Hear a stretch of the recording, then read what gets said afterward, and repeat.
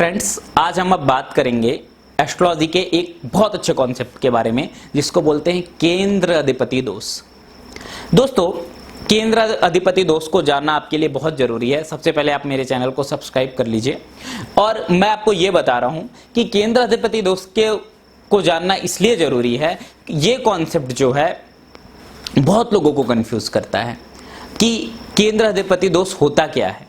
तो देखिए, जब किसी शुभ ग्रह को केंद्र का स्वामित्व मिल जाए, पहला तो शुभ ग्रह होना चाहिए, और शुभ में भी नेचुरल बेनिफिट। नेचुरल बेनिफिट 4 ग्रह होते हैं, बृहस्पति भगवान, उसके बाद शुक्र भगवान, उसके बाद बुध भगवान अगर वो अकेले हैं तो, और चंद्र भगवान अगर पक्ष बली हैं तो। ये 4 ग्रह क्या होते हैं? नेचुरल बेनिफिट प्लैनेट कहलाते हैं, नैसर्गिक रूप से शुभ ग्रह कहलाते हैं।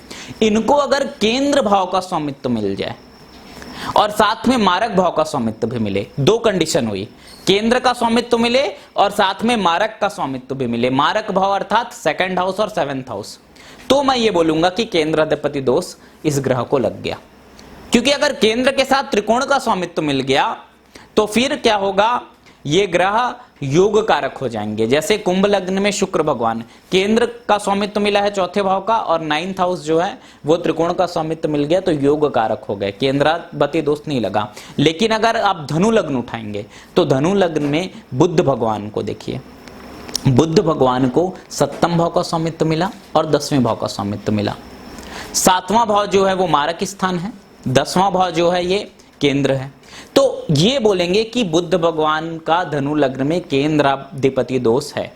और केंद्राधिपति योग जो होता है दोष, तो इसको नहीं बोलना चाहिए। इसका मतलब ये होता है कि वो जो नेचुरल बेनिफिट प्लैनेट है ना, वो अपना नेचुरल जो बेनिफिट नेचर है वो खो देता है, उसमें कमी आ जाती है। वो कोई बुरा ग्रह नहीं बन जाएगा, लेकिन जो उसकी शुभ फल देने की क्षमता है उसमें कमी आ जाएगी। इसी प्रकार से आप मेष लग्न को उठाइए। मेष लग्न में शुक्र भगवान 7वें भाव के स्वामी हैं, केंद्र के स्वामी हुए, साथ में द्वितीय भाव जो मारक भाव है उसके स्वामी हुए।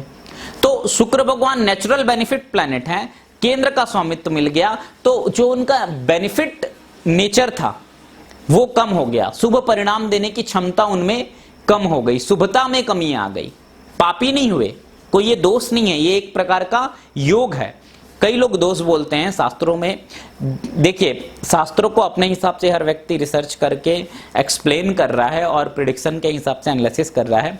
मैं ये मानता हूं कि ये एक प्रकार का योग है जिसमें केंद्र उस पर्टिकुलर प्लेनेट की शुभता में कमी आ जाती है, वो शुभ फल देने में कहीं ना कहीं उस तरीके से नेचुरली शुभ फल नहीं दे पाता जैसा उसको देना चाहिए। वो एक नेचुरल ग्रह हो जाता है, सम ग्रह हो जाता है।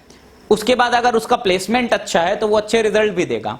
उसका जो प्लेसमेंट है वो ज्यादा रोल प्ले करने लगता है कि वो त्रिकोण में बैठा है अगर, या अच्छे भाव में बैठा है तो वो अच्छे रिजल्ट देने लगता है। इसी प्रकार आप कन्या लग्न उठा लें।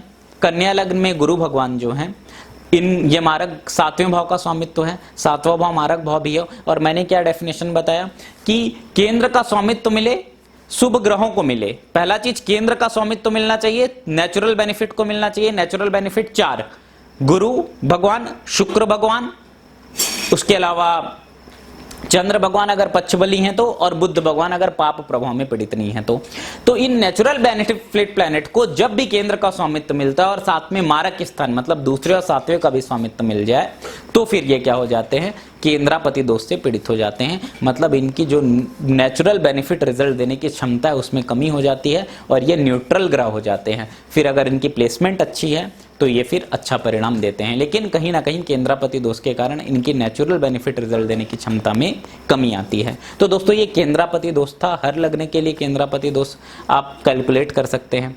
जैसे वृश्चिक लग्न है, वृश्चिक लग्न में 7th लॉर्ड शुक्र भगवान हो गए, 7th लॉर्ड होने के कारण मारक हो गए।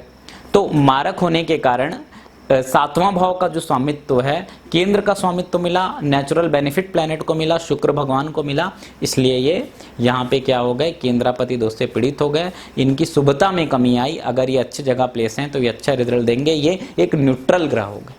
तो दोस्तों, इस तरीके से आपको एनालिसिस करना है कि केंद्रापति दोष क्या होता है। मेरे वीडियो को शेयर करें और